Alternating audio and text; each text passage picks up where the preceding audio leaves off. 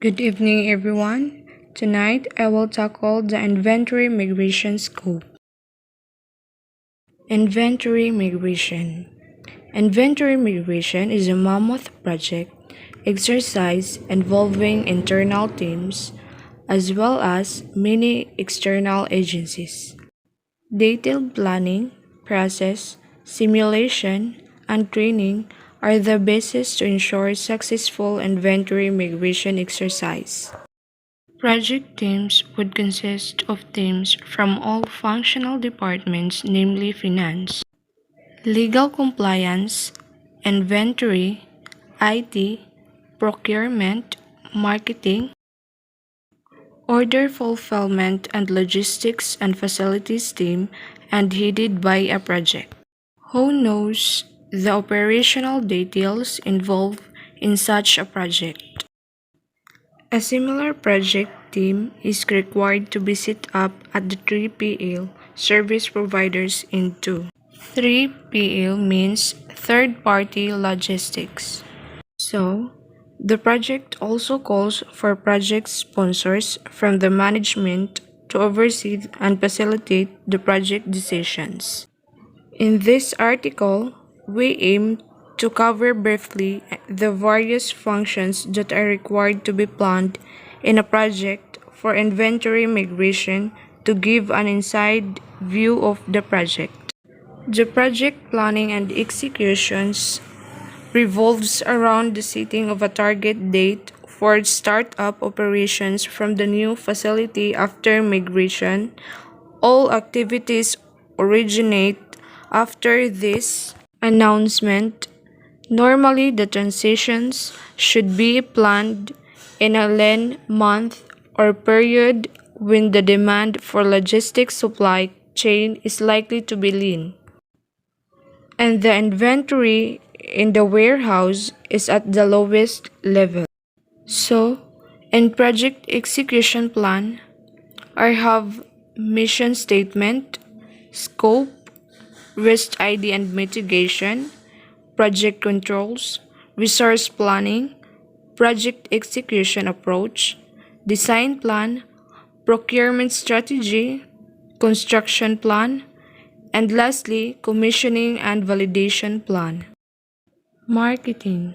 So, marketing, sales, and order fulfillment departments would have to announce the plan to the distributors, channel partners, and the rest of the players in the chain and plan to increase the stocks at the forward locations to cover up the period of migration when the supplies are likely to get disrupted.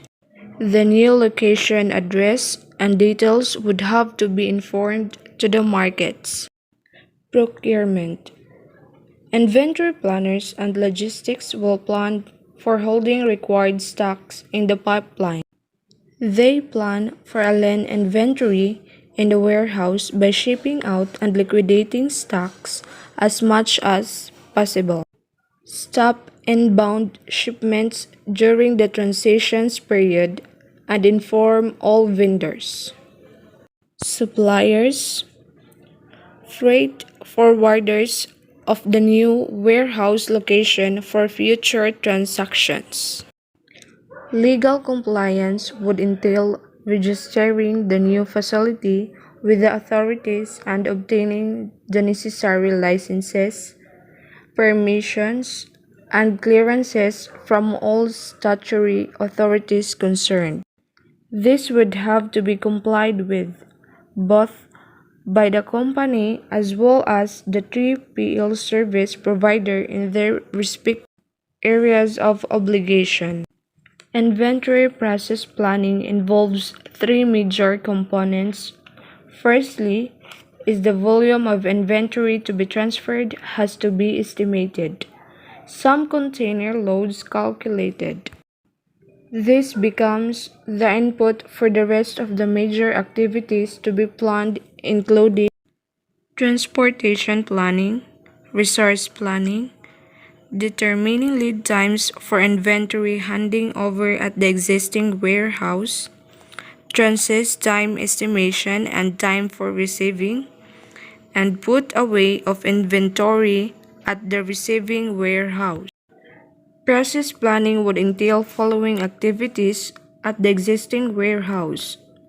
Step-by-step preparation of inventory at the existing warehouse for shipment. Next, the sequence of inventory handing over by the existing warehouse for shipping out. The process of counting and handing over inventory. Handing over documentation and sign-off process. So, project documentation to hand over. Acceptance, handover, or sign-off paperwork. Operational manuals. So, how to sign off the document. So, before Kamu leave, there are a few tips you should follow when creating sign-off sheets. So first, bring up issues early. Second one is make sure that stakeholders understand the deliverable project requirements. The third is follow up early. The plan should also cover the allocation of necessary resources, teams including supervisory and management staff. Transport management planning would have to ensure that the transporter provides dedicated capacity and contains as planned without disruption.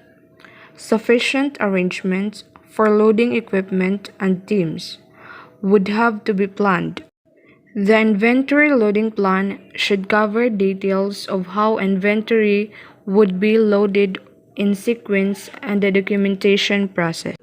The documents and loading information would have to be passed on the receiving warehouse electronically before shipment reaches, so that the receiving teams can prepare the systems and teams in advance with the information on what to expect in each container. So the receiving team operations would have to plan in detail to receive shipments, unload, count, and put away materials and upload the inventory into the system before declaring the warehouse ready to operations and serve orders. So, di ba if mag-deliver kay dapat jud na kanang hinay ra ang dagan sakto-sakto ra then dili sad loading so dili puno ang naasod sa sakyanan. IT plays an important and critical role. So, detailed planning would entail setting of new location and transfer of inventory in the system or transferring the existing inventory database to the new serving provider.